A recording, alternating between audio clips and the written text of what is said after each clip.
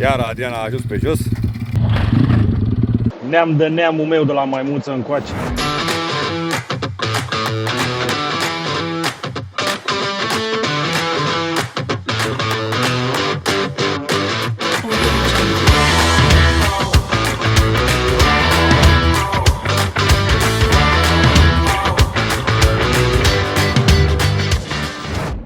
Bine v-am regăsit, dragilor, este 2023 și începem anul în forță. Și când zic în forță mă refer la propriu. Îl începem în forță cu flexul. Da, aceasta o să fie companioana mea pentru sezonul în cauză. Practic mai avem doar 4 zile până la a încerca să ne cărăm în Spania pentru o lună de zile la antrenamentele de iarnă.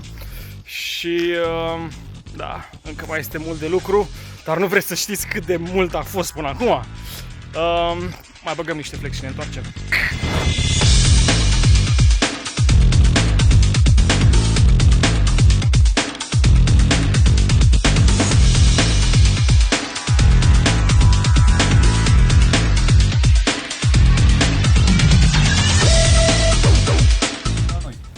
Cu secura deasupra capului.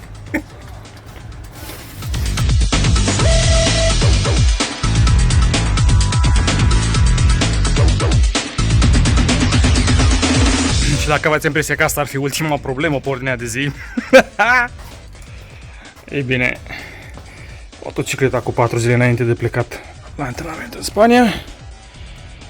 Totul e ok. Suntem în grafic.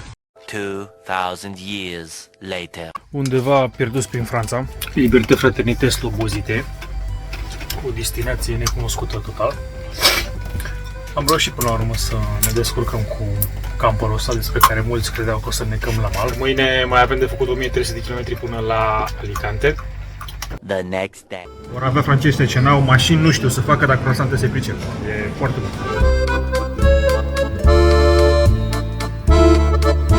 Pentru prima oară când pot să fac un video pertinent vis-a-vis de speța sunetului.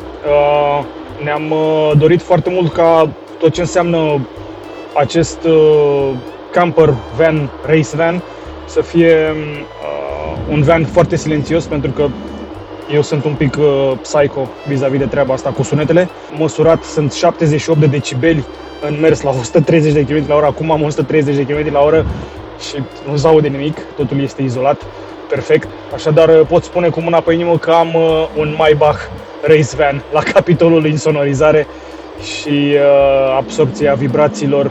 3 hours later. Spania, sau țara în care uneori ai senzația că autorulotele și caravanele sunt mai multe decât autoturismele.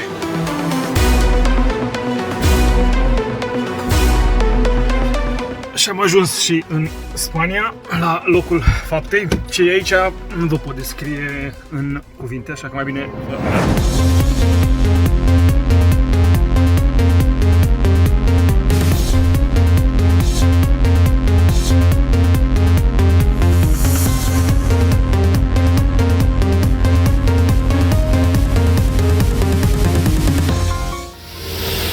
Se face curat după prima etapă de Supermoto de ieri a campionatului spaniol și lucrurile revin la normal. 3. Hai, mai aveți 3. Să intre mâncarea. Prima oară am măturat padocul și acum am măturat pista.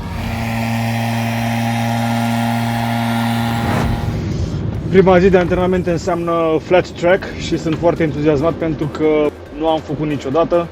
Neam de neamul meu de la maimuță încoace nu a făcut așa ceva și sper să fie o zi faină astăzi. Ha! Și direct suntem întâmpinați de mașina care udă, pentru că esența flat track-ului este udăraia asta.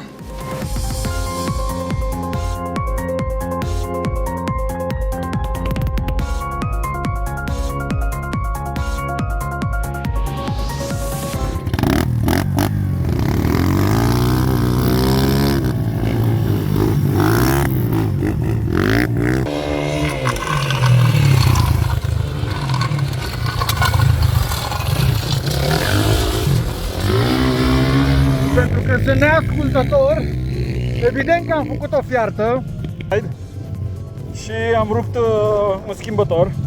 Ca pedeapsă, o să merg cu motocicleta asta toată ziua ca să mă învăț minte să bag la cap ce mi se spune în mea! Barpis!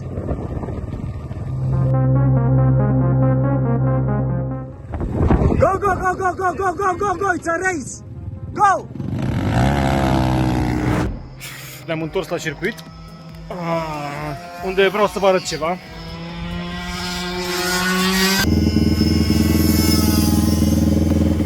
După antrenamentul la flat astăzi, continuăm ziua pe circuit, la asfalt și avem niște exerciții iarăși de făcut.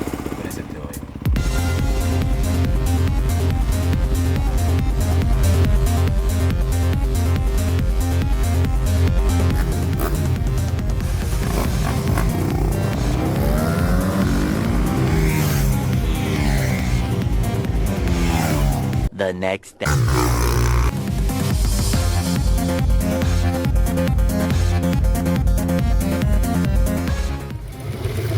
De fiecare dată înainte să faci ce-ți place, trebuie să faci ceva ce nu-ți place. Urmează niște exerciții extrem de enervante, dar care ne învață control și creier.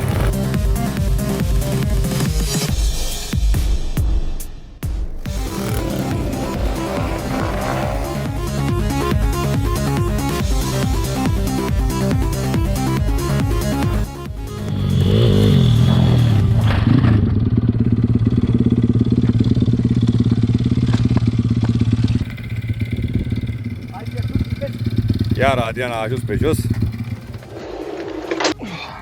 Ziua 2. Nu întotdeauna facem ceea ce ne place. O grămadă de exerciții pe care ar trebui să le executăm astăzi și ieri. Distracția nu vine când vrei tu. Iar pentru asta suntem aici, să exersăm niște lucruri. Practic este momentul în care îți dai seama cât de multe nu știi.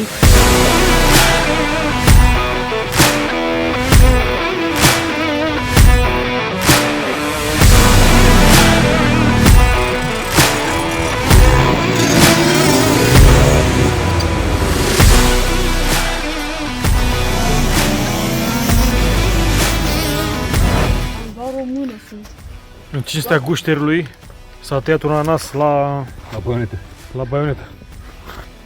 Se bagă aici la ananas. Și ăsta e tortul lui Alexuțu, de ziua lui. Da. Eu, câți ani faci? 11 ani. De ce? Cum ai sărbătorit? Ca așa trebuie. Cum ai sărbătorit 11 Și cum ai sărbătorit tu cei 11 ani împliniți astăzi? O căzătură în cap, una cu mâna vai de ea. Așa? Discuții faine. Discuții faine. Ok. Ăsta ziua lui Gagică s-a ieri și a luat o penitență. El e aici și femeia lui e în țară. Până viitoare am simulări. Ăsta are simulări și pe ei mănâncă în cur. Dă mobre, frățioare. La mulți ani. Arturo, câinele gentleman. Are șarful, nu știu dacă observați.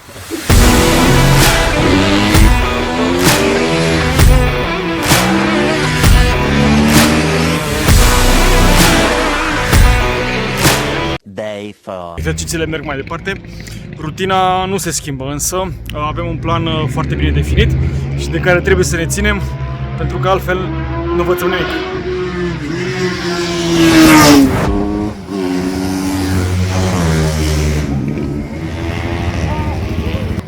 E o altă lume aici, nu?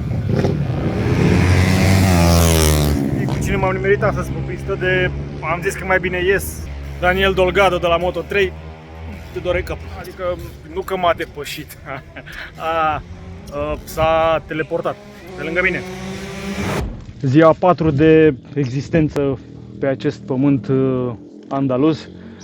Lângă Alicante, psihicul și fizicul sunt puse la grea încercare. Așadar, astăzi eu, crezând că voi avea o zi liberă, mă gândeam că visez niște castele, niște Don Quixote la Pancia, la Mancia, dar nu, o să mă urc din nou pe motocicletă și we keep it going, boys! În Spania, oamenii au înțeles repede că antrenamentul nu trebuie să coste foarte mult și atunci ce au făcut? Toată lumea vine aici la antrenament, se antrenează cu motociclete, astea sunt motocicletele noastre, dar lumea vine numai cu motociclete mici, pitbike-uri, motociclete care am văzut și de la Yamaha, IZ de 85, IZ de 65. Uite, de exemplu, mergem acum, e un băiat care are de statura mea 1,90 m. Asta este un pitbike chinezărie, asta este un IZ de 65. Aici sunt băieții de la echipă, motocicleta cu care se antrenează ei. Am apăsat pe buton tocmai când trebuia să scadă Adrian. Tranziția ta între relaxarea frânii și deschisul gazului este mult prea agresivă. Încearcă să fii un pic mai smooth.